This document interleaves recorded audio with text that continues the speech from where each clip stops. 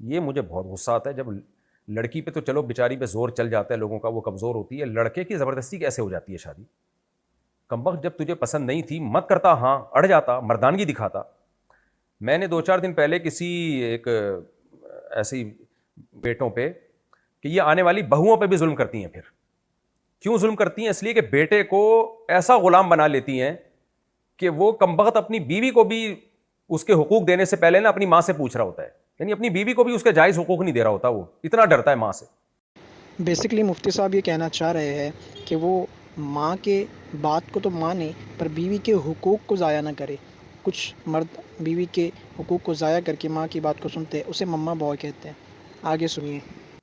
بیگم کہتی ہے بھائی یہ میرا ذات حق ہے, مجھے دو, امی سے پوچھوں گا.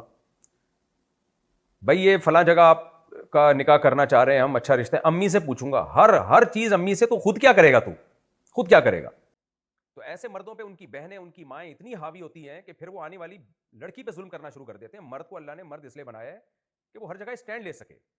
بھائی یہ ماں کے حدود, ماں کے حقوق ہیں, اس کی یہ لمٹ ہے. یہ بیوی کے حقوق ہیں اور اس کی یہ لمٹ ہے. نہ بیوی کو اس سے آگے بڑھنے کی اجازت, نہ بہنوں کو اس سے آگے بڑھنے کی اجازت, نہ ماں کو اس سے آگے بڑھنے کی اجازت.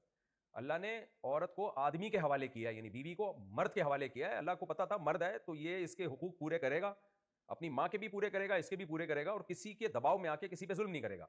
لیکن وہ لڑکا اگر ماں کی گود میں ہی پل پل کے بڑا ہو جائے نا, تو وہ کمبخت کسی کے حقوق پورے نہیں کرے گا, وہ آخری وقت تک امی امی ہی کہتا رہے گا. میں بیانات میں ایک واقعہ سناتا ہوں. ایک صاحب نے مجھے رشتے کا بولا ہوا تھا, اس وقت میں کرا دیا کرتا تھا, اب تو نہیں کراتا رشتے. مجھے انہوں نے بولا ہوا تھا کہ جی وہ رشتہ بتایا, میں جو رشتہ بتاتا امی سے پوچھ کے بتاؤں گا. تو میں نے کہا بھائی تو اس قابل نہیں ہے, امی سے پوچھیں ضرور, امی ماں ہے, مشورہ لیں, لیکن فیصلہ آپ نے کرنا ہے, فیصلہ آپ نے کرنا ہے ہر چیز میں. امی پھر میں نے کہا یار تو شادی کے بعد بھی جب بیوی کسی کام کا بولے گی جو اس کا جائز حق ہے تو کہے گا امی سے پوچھ کے بتاؤں گا. تو یہ امی نہیں ہوئی, یہ تو پاکستان کی آرمی چیف, استغفر اللہ, یہ تو بالکل چیف آف, پھر وہی میرے منہ سے غلطی سے نکلنے لگا, یہ تو امی نہیں ہوئی, یہ تو آپ کے گویا کہ کیا ہو گئی, اب آپ خود سوچ لیں کیا ہو گئی.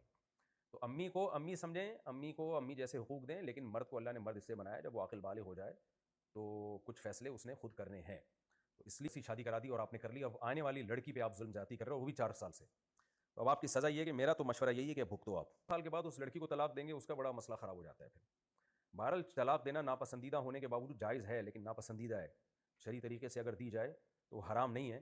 اب اس میں دیکھنا پڑتا ہے, بعض دفعہ اتنی زیادہ بیوی سے نفرت کر رہا ہوتا ہے کہ اس کے حقوق بہت زیادہ پامال ہو رہے ہوتے ہیں. ایسی صورت میں تو یہ کہا جاتا ہے بھائی چھوٹا نقصان یہ زیادہ بہتر ہے بڑے نقصان سے.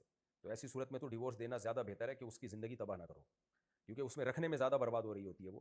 تو اب یہ کسی کی کہ جو انڈیویجول لائف ہے اس کے بارے میں جب تک فیصلہ نہیں کر سکتا, کوئی مشورہ نہیں دے سکتا, جب تک یقینی طور پر ہمیں پتہ نہ چلے. تو اس لیے بہتر یہی ہے کہ اب آپ برداشت کریں.